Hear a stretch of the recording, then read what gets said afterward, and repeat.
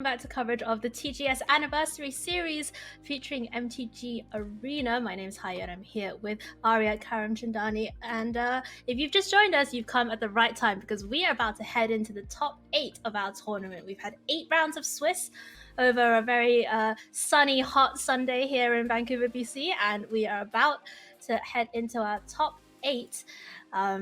Arya, let's just quickly talk about the decks that made it to the top 8. We have 2 copies of Is It Phoenix, Jund Food, Azorius Auras, Jeskai Control, Mono White Aggro, Azorius Control, and something called Is It Combo, which frankly I have no idea what this deck does. So if we see that come up, it's a Locust God deck. We are gonna see some sparks fly if we see that. So a really nice diverse metagame here actually. Yeah, it's good to see that the top 8 isn't only Phoenix decks, and we're, like you said, it's a diverse spread of decks. Mostly decks looking to attack Phoenix in one way or the other, and attack Brainstorm decks as a whole. Is it combo deck you mentioned is actually one that's been putting up a lot of good results recently, albeit in small numbers. It's a Locust God, Sage of Creativity, Sage of the Falls, Indomitable Creativity combo deck. And but I mean, we see a bunch of combo decks, some control decks, and then the one Jund Food deck where NORIYUKI MORI can't seem to lose. But really just attacking Phoenix from a multitude of angles where it's weak. Combo is notably an area where Phoenix struggles a little, particularly game 1, because combo decks can often out-goldfish Phoenix and won't have that much interaction for them. And yeah, I suppose this led to a rather diverse field with multiple different angles of attacking Phoenix working out. Let's just talk a little bit about NORIYUKI MORI. We've been following their progress, ever since we jumped in for the second half of this cast. And you're right, they just cannot seem to lose a match with Jund Food. And we are going to go and follow that progress through the top 8. Starting off against Nam Dang, local hero from Vancouver, BC. Nam on Is It Phoenix, and I feel like we've seen this one before. Yeah, this is a matchup we've seen NORIYUKI MORI play time and time again, and their Jund list seems particularly well tuned to the main deck Scorch and Dragonfire. That's well visible in their hand here. Allowing them to perhaps more efficiently answer the threats out of Phoenix than most gun decks. So Goose on turn number 1 is going to be met with a timely shock from Nam's list. Let's have a look at what Nam is working with. That is Sprite Dragon, which is going to be immediately dispatched with Scorching Dragonfire, but then a handful of cantrips, Double Iteration, Ops, Brainstorm, and Dispute. Meanwhile, NORIYUKI already down with the Woest Rider on turn number 3. Time and time again, we see the same play pattern from NORIYUKI MORI and how they like to play against the Phoenix decks, which is just remove an early threat, set up for the mid to late game, and then take over with Mayhem Devil or Kobold. And once again, they're just setting up to do that. They're notably not sacrificing the goat to their Woest Rider there, letting them make a food off it with Witch's Oven set on a later turn, just going into their whole game plan of just playing this game as this matchup as really, really controlling and set up for the late game and get as much value as possible. So nice, patience there displayed by NORIYUKI. Didn't get the Witch's Oven down on the previous turn, chose to put Gigantha in hand instead, and now has a double oven on the battlefield. Nam has a Sprite Dragon, which is going to do some growing, but we do see that Fatal Push in NORIYUKI's hand, ready to answer it. It'll be interesting to see whether the sequence of spells is one that allows Nam to be able to dispute the Fatal Push. It looks like it's not going to be that way, but that is certainly a risk of holding the Fatal Push open, that there's one Mystical Dispute in Nam's main deck. But we are going to see Nam tap low with that Storming Entity, so Sprite Dragon is going to go away.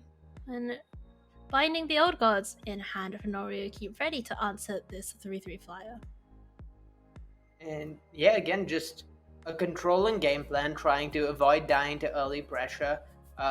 It's fine that Nam has 4 more cards in hand than NORIYUKI MORI does, because as soon as they find a single Kobold, it just doesn't matter anymore. Oh, look at all these lovely riches for Nam. Just Brainstorm finds 2 Phoenixes and an Ox of Agonis in the main. Do these Phoenix decks usually play Ox in the main, or is this an innovation? There's generally at least 1 Ox in the main. Some of the more controlling builds even go as far as to play 2. Yeah, the deck certainly puts a lot of cards in its graveyard, so it makes sense. But over here, the Phoenixes are just gonna give Nam the ability to actually start pressuring NORIYUKI MORI, and that probably means the game is over. I don't believe there are draws that are going to let them come back from being quite this far behind. Yeah, this is 3 Phoenixes now coming onto the battlefield thanks to a couple of copies of Faithless Looting, putting those Phoenixes in the graveyard. NORIYUKI down to 8 from that attack, finds Trail of Crumbs, which usually is a way for this deck to start clawing back the card disadvantage that you can sometimes find itself in, but not a lot of mana to work with here for NORIYUKI. Yeah, and the Pillar of Flame plus Finale of Promise in Nam's hand just ensures that no amount of gaining life with food is likely to be able to get NORIYUKI out of this. Yeah, NORIYUKI, recognizing the same, decides to scoop it up. We are going to go very quickly to sideboards here. And, NORIYUKI undefeated in the Swiss, but once we get to top 8, it is single elimination. So if they lose this next game, they're going to be out of the tournament, and we'll see Nam Dang advance to the top 4.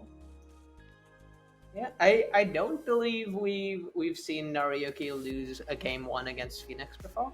I might be mistaken on that. And it's certainly going to be a tough spot knowing they're going to have to win not only 2 games post-board once they have access to either Gustsphere Corvalds and Mayhem Devils, but also win a game on the draw post-board. It's a tall order, certainly, for a Jund deck that, as we've mentioned, has conventionally been unfavored against Phoenix. But we have seen NORIYUKI do some crazy things, and just generally being so tight with their plays with this deck. So we'll see whether NORIYUKI can find the tools to bring it back here in our quarterfinal match between them and Nam Dang. And as we get set up for the second game, if you are looking to find the final piece for your work from home or gaming setup, you should go and check out cantoliving.com, because they have all the things that you need to build the workstation or battle station that you desire. You can find monitor mounts, arm mounts, speaker stands, all of those bits and pieces that you want to use to make sure that your setup works for you. So we're seeing Nam taking some time over the sideboarding here. What are some of the considerations? Really, I'd imagine the main consideration that isn't in already with things like Aethergust and Beacon Bolt, which definitely come in, would be something like Brazen Borrower to bounce Corvold, because Brazen Borrower bouncing Corvold certainly can get you back in the game, but that said, you would rather the Corvold didn't resolve in the first place, and oftentimes bouncing the Corvold will still result in the Jund deck getting a bunch of cards. Interestingly, from NORIYUKI's side, there was some.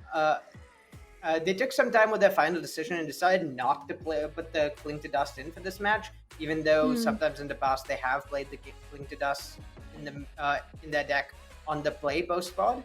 And this is presumably indicative of how they feel against Nam's deck, where they really wanted to have the Doomblade in as well, just to have removal for all the creatures Nam's version of Phoenix has.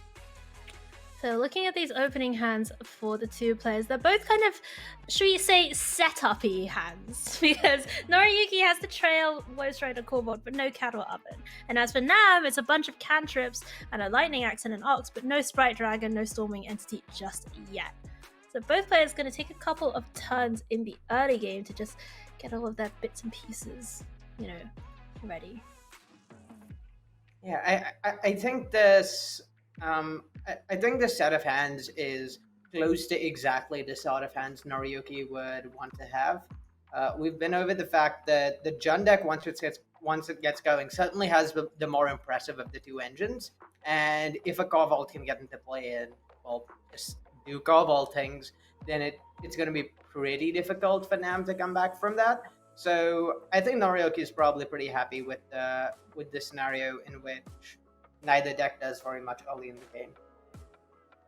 Although when you look at Nam's hand, it is scary, right? Like, oh, Faith is losing Lightning Axe, Chandra, Hooks of Agonis. So many fun toys. And Scorching Dragonfire really showing its worth here over the conventional answers to creatures like Fatal Push that decks like Jund sometimes run, because it being able to hit Chandra here means it should have Chandra minus on the Roast Rider. At the very least, NORIYUKI will have the option to just kill the Chandra on the spot and not have to worry about dealing with it like they did in the last time they played against Phoenix, where Chandra ended up ultimating. That's a very good point, Arya. Fatal Push is a great spell, but not gonna do much against Chandra. And, you saw NORIYUKI tap that land very carefully to put Gigantha in hand, really representing a 1-mana spell like a Fatal Push. Let's see. Chandra, take out Roast Rider, but, Roast Rider sat in the graveyard for now. Yeah, and this set of circumstances is really not ideal for NORIYUKI. They're in a spot where, yes, they can play a Corvault this turn, but that would leave it vulnerable to Lightning Axe. And yes, they can Scorching Dragonfire the Chandra this turn, but that means they're not doing much else with their turn. Yeah, very interesting indeed. Does have the option of using Trail of Crumbs to go digging. Yeah, the fact that doesn't affect the board, though, and it's going to give Phoenix a turn 5 off to put as many scary threats as the deck wants into play is not ideal. The first Phoenix, Nam had held off on that Fateless looting until he was sure he could get value from it, and finding the first Phoenix is firing it off, and now NORIYUKI is going to be untapping, facing down a bunch of power, and the Corvault is looking less of a guaranteed win they would have otherwise. So I believe our Phoenix count is at 1. When we saw that Phoenix be put into the graveyard from the Faithless looting that you see hovering in the playable cards from Graveyard Zone. I'm gonna have to come up with a more elegant name for that. But we are gonna see Sprite Dragon come down as well as Sulphur Falls, but the only 1-mana spell left, the 1-mana spell was already on the stack, so Opt is going to be the third spell, I believe, this turn for Nam, and we are going to see Arclight Phoenix rise from the grave. So this is a full a full 5 power of creatures, which can be quite scary. But if NORIYUKI is able to find a way to put that additional 1 counter on the Corvault, to find a way to get that Corvault out of Lightning Axe range, it may just be able to take sufficient control of this game to be able to win through all the power Phoenixes putting into play. Well, NORIYUKI does have a way of doing that, right? Like, there's the Phyrexian Tower that they found off the Trail of Crumbs, and a Fatal Push that could answer either of the threats, thanks to the You're absolutely right. I completely missed that. The tower sacrificing the goat and Corvault sacrificing a land would be enough to do that. Oh, look it at does, this! However,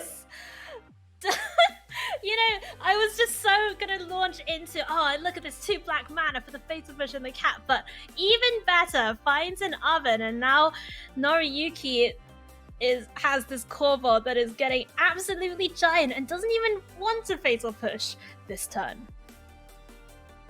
The Corvault certainly looks good in this spot, but it's actually maybe slightly less impressive than it would seem, because notably it's grown a bunch, but it hasn't grown beyond 8 toughness. It'll grow to exactly 8 with the cat coming back. And what that means is that Nam will be able to attack into it, and Lightning Axe should Noriyuki block. And this is assuming Nam isn't able to find something like Nikitas to just get rid of the Kobold entirely. So even though this Kobold does certainly put Noriyuki back in this game, I would not nearly be counting Nam out of it. There it is. Aether Gust found off Expressive Iteration. What a call, Arya. You're such a natural at this. We're gonna see that take care of the Kobold before combat even happens. Now, of course, Noriyuki can draw another card using the Cauldron Familiar and is still at a healthy 20 life, but we've seen this Phoenix deck kill very quickly indeed. The inability to get that second Sprite Dragon into play before Lightning Axing is probably something that'll end up hurting them. It means that once this first Sprite Dragon gets Fatal Pushed, they're probably going to be without meaningful threats for a bit. Though notably, they can hold up Lightning Axe, and Lightning Axe in response to the Kobold may end up being enough to kill it, depending on how Nam sequences their spells. So Nam decides to go for full damage, using that last bit of mana to grow the Sprite Dragon and do a little bit of filtering with Opt. Finds a Beacon Bolt, which the Beacon Bolt can deal with a big Kobold, potentially. Yeah, Beacon Bolt dealing with Kobold certainly allows Nam to continue pushing damage, which it seems like is the way he'd be looking to win this game. It looks unlikely at this point that he would win a long game. Unfortunately, Fatal Push and not having Sprite Dragon out previously means that he's not going to have a super meaningful threat after this first Sprite Dragon goes away. There's going to be the Arclight Phoenix in play, and there's going to be a second Sprite Dragon, but neither of those are all that scary on their own. So this Kobold is going up to an 8/8 thanks to all the cat shenanigans that went on before the trigger. And then this time, we are going to see the mana from Phyrexia Tower used to Fatal Push Sprite Dragon. So Nam down to just a lonely Arclight Phoenix on the battlefield. Beacon Bolt number is at 7, but of course Nam has plenty of spells to push that number up a little bit. I'm going to start off with Brainstorm.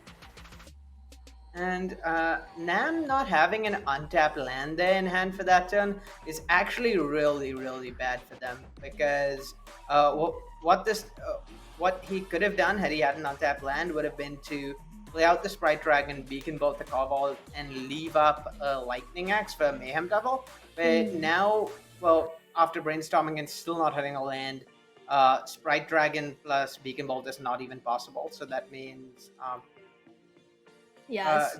That means there's no extra damage getting in. Yeah, just the 3 from the Arclight Phoenix. Kobold does go down, but Noriyuki has a lot of cards to work with, having had Kobold around for a couple of turns. Gonna lead off with Trail of Crumbs. There is a Clothis in hand. That could be an interesting one here for Noriyuki, although the temptation of getting Mayhem Devil down with Cat and Oven available must be pretty high. And Clothis being brought in actually this game where Noriyuki hasn't done it in previous games is actually really indicative of the sort of game plan they're trying to execute on this game in particular. In past games, they've avoided it because they've wanted to impact the board, but not bringing in Kling and instead bringing in Clothis is indicative of like a more controlling game plan against Phoenix's game in particular. And I'd imagine something like Ox, which allows Phoenix to play control a little better than many of the cards the deck normally has access to, would be a reason to make sure your late game is able to keep up with the Phoenix when otherwise you might have problems with it. So we're going to see Lightning Axe target Mayhem Devil, discarding the Ox of Agonis, which is pretty happy to be hanging out in the graveyard anyway. And now there are going to be enough triggers from Mayhem Devil to take down this Arclight Phoenix, should Noriyuki choose to do so. We have an interesting spot where NORIYUKI might opt not to do that because Nam is letting them.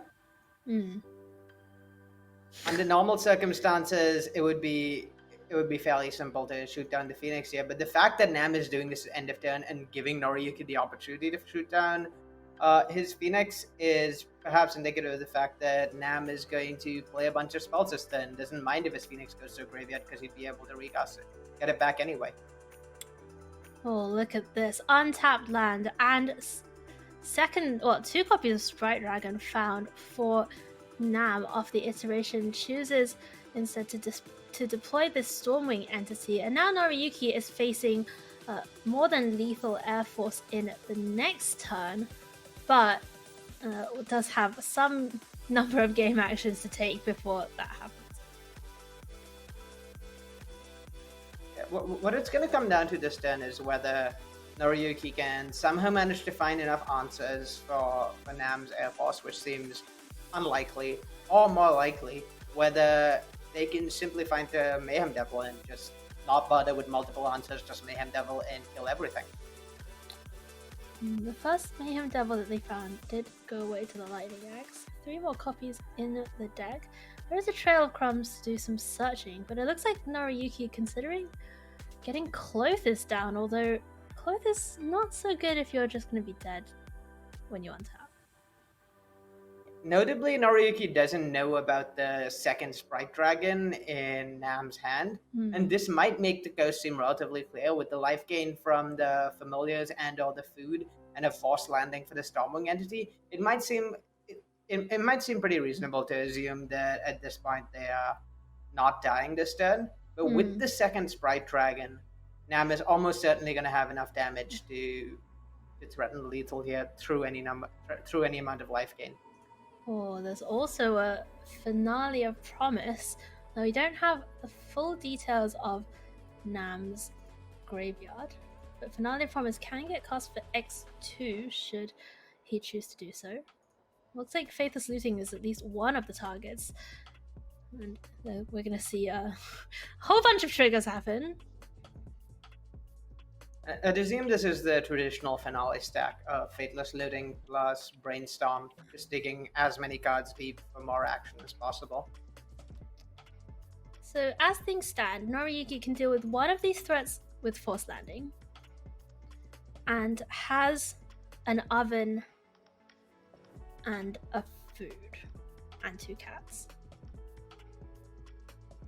So NORIYUKI can force landing the entity and gain a total of, I believe, at most 4 life, going up to 11. Unfortunately, this looks to be lethal for that. I suppose, yeah. I think though they more life. they could eat the food, right? Well, so they could eat the food, gain 3, and then sack a cat and get it back, and that gains 1 up to 11. After gaining 3 off the food, and then they force landing the entity, but that's still well over lethal on Nam's side of the battlefield. Is that counting the cat loop? Oh yeah, yes. The NORIYUKI knows. You know, we're just sat here counting on our fingers. NORIYUKI already knows and is going to scoop it up. So congratulations to Nam Dang, who advances to the semifinals here in the TGS Anniversary Series historic 1K. Over NORIYUKI Muri, who had a great tournament going 8-0 in the Swiss rounds, but falls at the first hurdle in the top 8 to Nam Dang on Is It Phoenix.